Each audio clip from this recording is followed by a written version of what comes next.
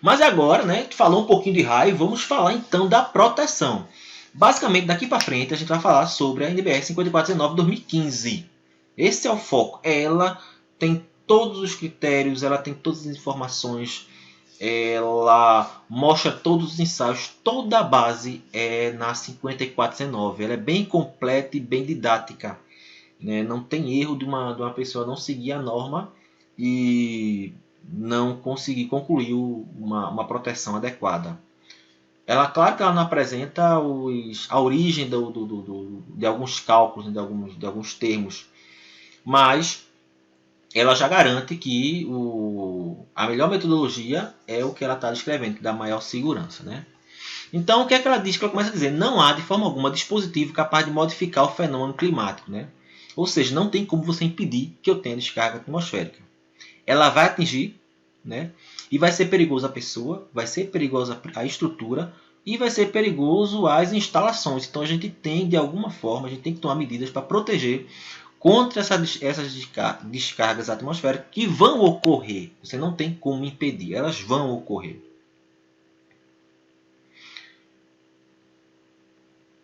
O primeiro passo que você faz, que ele está estabelecido na 5492, né, a parte 2 dessa norma, é o método do gerenciamento de risco. Então você não diz assim, eu preciso no SPDA, eu não preciso no SPDA. Você vai fazer sua análise de risco para verificar se o seu risco, eu tenho que colocar um SPDA para minimizar o meu risco ou não preciso colocar um SPDA, né? O passo a passo está todo na parte 2 da 5419. O que é que supera essa questão de risco? Se você, pelo gerenciamento de risco, você vê que não é obrigatório instalar um SPDA, mas a legislação do município, a legislação do estado exige, infelizmente você vai ter que instalar o SPDA. Mas é baseado nesse gerenciamento de risco que você diz: preciso ou não de um SPDA. Precisa ou não de alguns elementos para minimizar o meu risco contra a descarga atmosférica.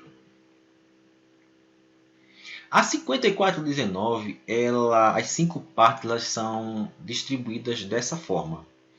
Eu tenho a parte 1, que fala exatamente sobre a descarga atmosférica, a ameaça, os valores que a gente usa como referência para fazer os ensaios. Tudo isso é na parte 1. Na parte 2, ela concentra exatamente como é que eu vou calcular o risco. E a partir desse cálculo do risco eu vou dizer, eu preciso ou não desse PDA, qual é esse PDA que eu vou colocar. E depois você abre em duas partes, né? A parte 3, ela trata exatamente dos danos físicos, risco à vida dentro da estrutura. É exatamente o nosso para-raio, a gente vai calcular aqui, a gente vai dimensionar aqui. E quando você entra na estrutura, né, você está tudo protegido por SPDA, mas entra na estrutura, pode ter componentes eletrônicos que sofram, né, com os surtos externos. Então a parte 4 ela trata exatamente das medidas de proteção que você reduz as falhas dos componentes, né, que estão internos à sua estrutura. Danos devido à descarga atmosférica. Quando você lê a norma, você tem que tomar um pouco de cuidado, porque ele vai e vem com muitos termos, vai e vem com muitas definições. E o que eu pretendo aqui é tentar colocar numa lógica, né, para que quando vocês abrirem a norma terem mais facilidade de compreender, né? A norma ela define alguns danos devido à descarga atmosférica. Então, assim, ocorreu a descarga, o que é que pode acontecer? Ele classifica em 3. Ele diz que o dano D1 é porque pode ter algum problema com a pessoa, que ela vai tomar um choque. O dano D2 é porque eu vou ter algum dano físico lá no prédio, né? Eu vou ter uma destruição, explosão, centelhamento, né? Alguma coisa vai acontecer no edifício, é um dano físico. E o terceiro, D3, é porque componentes internos vão ter defeito devido aos efeitos eletromagnéticos. Né? Cai um raio, eu tenho uma variação de tensão muito grande, então eu vou ter um efeito eletromagnético muito grande e vou ter meus componentes internos danificados. Aí ele considera esse como dano tipo D3. Olha os danos materiais que nós podemos ter. Isso aqui são imagens de pontas do edifício onde eles estão danificadas por uma queda no raio. né? Caiu o raio aqui e danificou toda a estrutura. Outra imagem aqui mostrando, veja aqui a fachada do prédio, a fachada da casa. Ela está toda destruída, os tijolos foram arrebentados, porque um raio caiu aqui exatamente. Ó. Caiu aqui na fachada. Essa imagem mostra uma queda de raio em módulos fotovoltaicos. Olha o furo que o raio fez no componente, né? Olha o furo, olha o dano físico que ele está ocasionando. Aqui é perfuração em telhados, né? Caiu um raio e perfurou completamente o telhado. Olha aqui, vários furos referente a quedas de raio.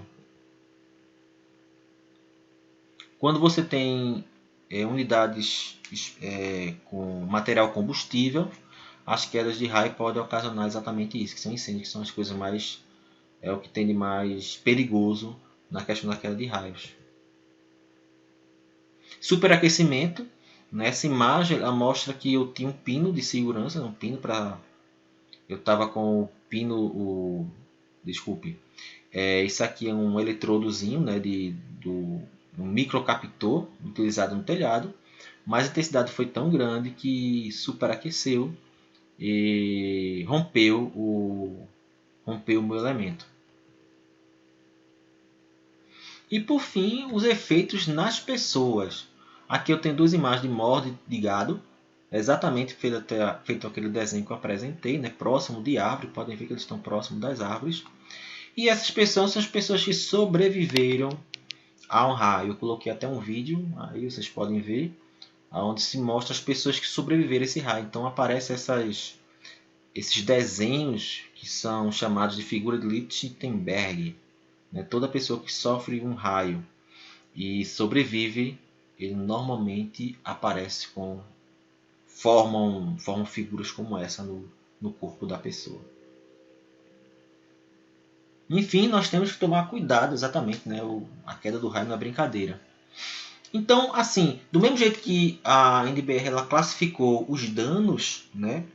Mas como é que podem surgir aqueles danos? O que é que ocasiona aqueles danos? Claro que a gente sabe que é a descarga atmosférica a fonte de danos. Só que a descarga atmosférica ela pode ocorrer em alguns pontos específicos. E ela classifica exatamente esses pontos específicos, ela chama de fonte de danos. Ela considera fonte de dano S1 aquela descarga que caiu na estrutura, que é exatamente na casa, em cima dela. O S2 é o raio que caiu próximo à estrutura. Vai ocorrer efeitos na estrutura, mas ele não cai em cima dela. Caiu próximo à estrutura. Uma outra fonte pode ser quando ela cai em cima das linhas aéreas. Então eu tenho chegando na minha residência uma linha elétrica, uma rede de telefonia. E o raio caiu na linha elétrica, ela vai entrar na minha residência. Porque por conta da linha elétrica que está entrando na minha residência. Então caiu numa linha elétrica, tubulação, e caiu sobre ela, eu chamo de dano S3. Ou se o raio caiu próximo à linha elétrica, né, induziu alguns efeitos nessa linha, que essa linha vai entrar na minha estrutura, eu chamo de fonte de dano S4.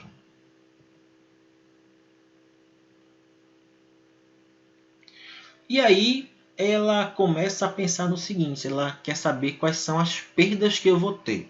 Eu tenho o efeito, vamos lá, seguinte, deixa eu voltar.